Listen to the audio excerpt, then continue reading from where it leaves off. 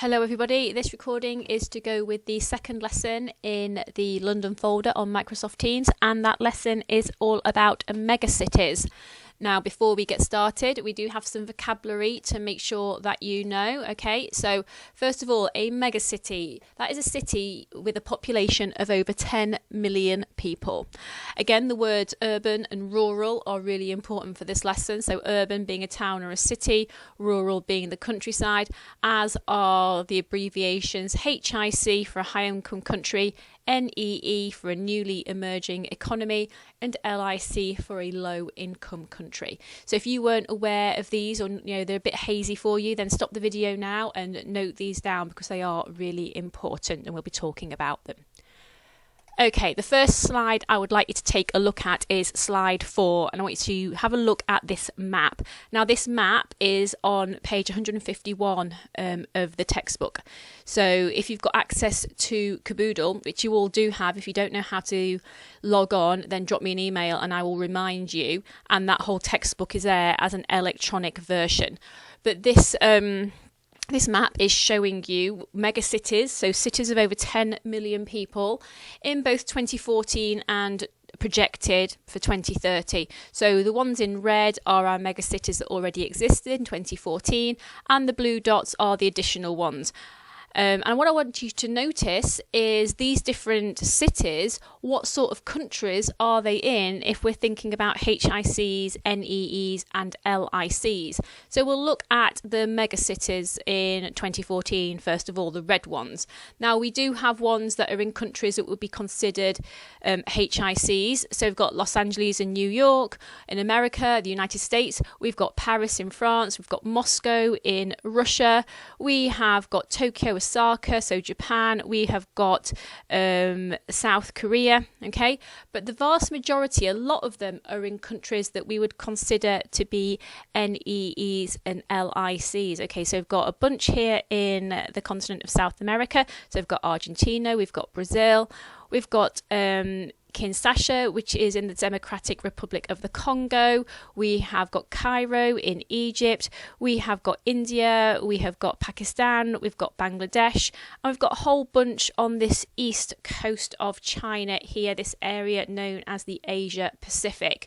So we can see as of 2014, although we have got megacities in HICs, most of them, okay, the majority are in countries we would consider to be LICs and NEEs. Now let's have a look at these additional megacities by 2030, the ones in blue. We have only got one which is in a country that would be considered a HIC, and that is London in the United Kingdom. The rest of them are LICs and NEEs. So Luanda, that's in Angola. We have got Bogota in Colombia. We have got a whole bunch again in India, okay? We have got Lahore in Pakistan, and we have got extra ones coming up in China. So what does that tell us? That tells us that in a lot of our LICs and NEEs, we have got cities that are growing very, very rapidly, okay? And that rapid growth of cities can lead to all sorts of problems if the growth is happening faster than that country has got the resources to deal with.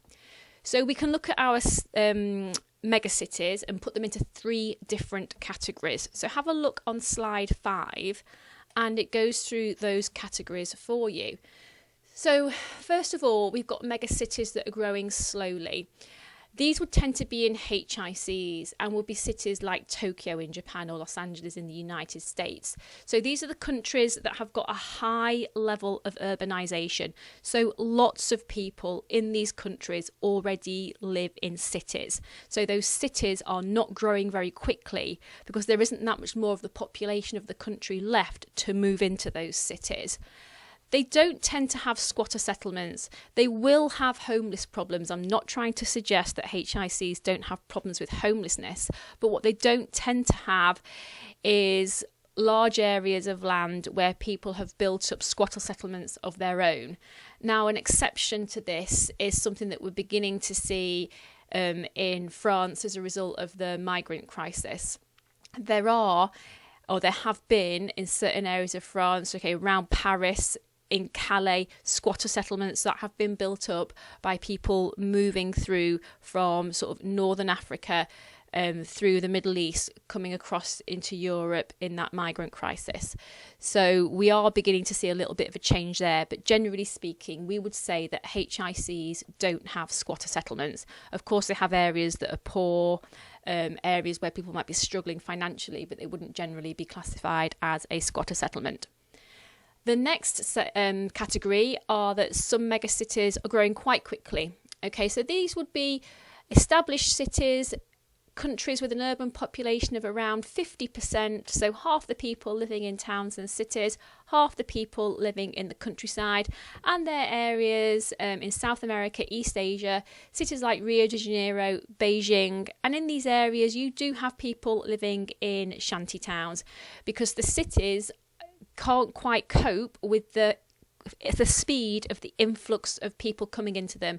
There isn't enough housing, there aren't enough jobs. Okay, so people end up living in shanty towns and, you know, fixing things up for themselves and building their own places to live for themselves. Our final category is megacities which are growing exceptionally quickly. And again, these are often found in Southeast Asia, Southern Asia, and especially in Africa. We've got cities like Jakarta, Mumbai, Lagos. Okay, these are countries that tend to have an urban population of 50% or less than 50%. And people are moving into those cities from the countryside extremely quickly.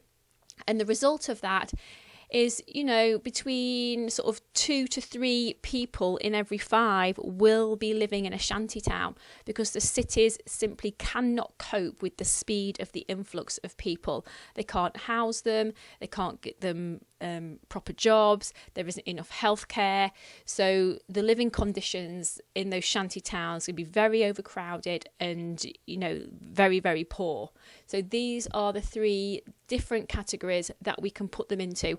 And obviously in these 2 categories here, the megacities that are growing quite quickly and the megacities that are growing very quickly, this presents some very, very serious challenges for the governments and the administration of these cities and of these countries, because they want to be able to provide their people with a good standard of living. But that movement, that urbanisation is happening so quickly that the cities simply can't cope. Now we can see that idea again with this little graphic. So this shows us the difference between the biggest cities in the world between 1950 and 2010. So we can see in 1950 there are only actually 2 cities that will be classed as megacities, and they are both cities in HICs. Okay, we've got New York and we have got Tokyo. All the other cities are less than 10 million people. But we can see that London, which isn't actually classed as a megacity at the moment, okay, and certainly not in that top 10 list anymore, that was number 3 with 8.4 million back in 1950. We had Paris with 6.5, we had Moscow with 5.4. So we had a pretty even division in 1950 with the world's 10 biggest cities at that time between countries that we would consider to be wealthier countries and countries we would consider to be poorer countries. Move to 2010 and we have something of a different picture. We've still got Tokyo and we've still got New York, okay, and we can see that all these cities are easily megacities, okay, the smallest one being Karachi in Pakistan with 13.1 million. But we can see, apart from New York and Tokyo, all of the other places that have megacities are countries that we will consider to be LICs or NEEs. Okay, so we've got very, very rapid growth of cities in these poorer countries. Now, we need to try and understand what is fueling this huge, massive growth. Okay, and I've tried to explain that for you on slide 7. Okay, so have a little look at this. We can split what is causing this huge growth into 2 separate categories. Okay, natural increase and rural to urban migration. We'll look at rural to urban migration first because I think it's the easiest one to understand. So rural to urban migration is simply the movement of people from the countryside to the urban areas. And this is what we were talking about in lesson 1. Okay, people moving, looking for jobs, looking for a better standard of living, looking for healthcare, looking for education for their kids, and people moving from the countryside to those urban areas, and the fact that that has already happened in a lot of HICs. A lot of HICs are already urbanised, 70-80% of the population living in towns and cities. So if that's already happened, the growth rate is going to be slow. Whereas in poorer countries, that movement of people, that migration from rural to urban areas is happening now, okay? They are moving from the countryside into the urban areas, looking for a better standard of living. The other thing that's causing it is natural increase, okay? A natural increase is basically the difference between births and death rates, okay? If more people are being born in a country than are dying, a country will have a natural increase, okay? Now, in LICs, a lot of people are young, okay? A large proportion of the population are aged between 18 and 35. And so those people naturally, just by biology, are going to be having children. So their population is going to increase, okay? They also possibly have a culture where women will marry younger, where women will be expected to have more children. So therefore, families will be a bit bigger, and the natural increase, the birth rate of that country will be high, okay? If you compare that to HICs, in HICs we have ageing populations. So a lot of people living in our country, for example the UK, they're already old, they've had their children, and there are fewer people aged between 18 and 35 who are going to be giving birth in the future. We also have a culture where women choose to work rather than have a large family, where women choose to marry later. So therefore, that also brings down the amount of children that those women will have, okay?